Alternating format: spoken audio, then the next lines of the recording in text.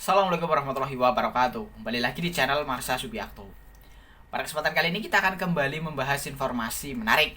Kali ini kembali terkait dengan P3K paruh waktu ya. Jadi kemarin kembali ada informasi atau berita menarik berkaitan dengan P3K paruh waktu ini. Jadi para honorer dengan status R2 dan R3 meminta agar pemerintah mempercepat proses pengangkatan mereka menjadi P3K paruh waktu. Mereka ingin di tahun 2025 ini mereka semua sudah bisa terangkat menjadi P3K paruh waktu. Bahkan Ketua Guru dan Tenaga Kependidikan Nasional sudah bersurat kepada DPR, Komisi 2 dan Komisi 10, kemudian Kementerian Pan-RB, Kementerian Pendidikan Dasar dan Menengah, dan juga kepala daerah ya, kabupaten dan kota di seluruh Indonesia agar mendukung percepatan pengangkatan P3K paruh waktu ini. Jadi harapannya mereka saat ini bisa segera mengisi DRH atau daftar riwayat hidup NIP P3K paruh waktu, sehingga tentunya jika sudah dilakukan pengisian DRH NIP P3K paruh waktu, mereka bisa segera diangkat menjadi P3K paruh waktu.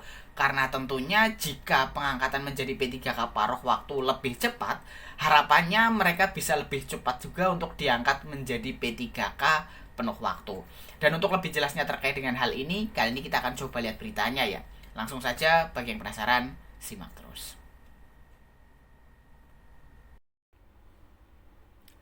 Oke, bismillahirrahmanirrahim, langsung saja kita mulai. Jadi inilah berita atau informasi terkait dengan honorer R2 dan R3 ya, yang menuntut percepatan pengisian DRH NIP P3K. Diberitakan oleh cpn.com, judulnya Honorer R2 R3 tuntut percepatan pengisian DRH NIP P3K paruh waktu. Kita coba bacakan ya. Honorer R2 R3 menuntut percepatan pendataan P3K paruh waktu. Mereka juga mendesak pemerintah agar membuka pengisian daftar riwayat hidup atau DRH untuk penetapan NIP P3K paruh waktu.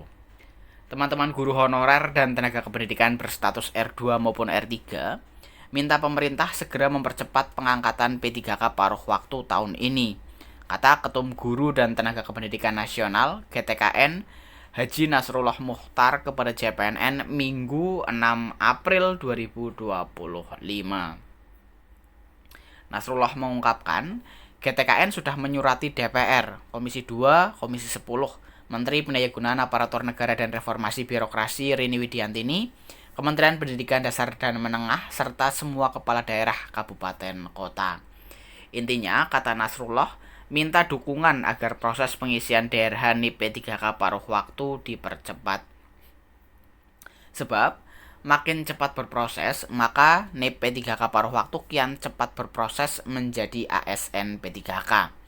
Nasrullah menegaskan, seharusnya seluruh tenaga honorer yang masuk database Badan Kepegawaian Negara dijamin untuk diangkat P3K maupun paruh waktu. Nyatanya, banyak honorer R2 dan R3 malah tidak terakomodasi pada seleksi P3K 2024 tahap 1. Seluruh tenaga honorer R2 dan R3 yang sudah terdaftar di PKN harus segera mendapatkan kepastian status kepegawaiannya, termasuk pemberian NIP bagi yang memenuhi syarat, tegas Nasrullah. Selain itu, mereka juga meminta agar proses pengangkatan P3K paruh waktu dilakukan lebih cepat tanpa harus menunggu penyelesaian tes P3K tahap 2.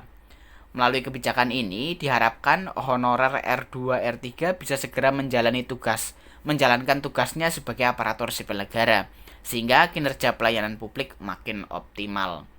Honorer database PKN itu paling utama diangkat ASN P3K. Pemerintah harus konsisten dengan itu. Jangan menambah klasifikasi honorer lagi sehingga mengorbankan yang database, pungkas Nasrullah. Ya, jadi itulah ya berita atau informasi terkait dengan honorer R2 dan R3 yang menuntut percepatan pengisian DRH NIP P3K paruh waktu. Sehingga harapannya jika sudah dibuka ya terkait dengan pengisian DRH ini, mereka para honorer R2 R3 bisa segera diangkat menjadi P3K paruh waktu, sehingga harapannya lagi ke depan waktu tunggu untuk diangkat menjadi P3K penuh waktu tidak lama gitu ya. Kalau ditunda-tunda terus sampai dengan menunggu berakhirnya seleksi P3K tahap 2 tentunya akan semakin lama lagi.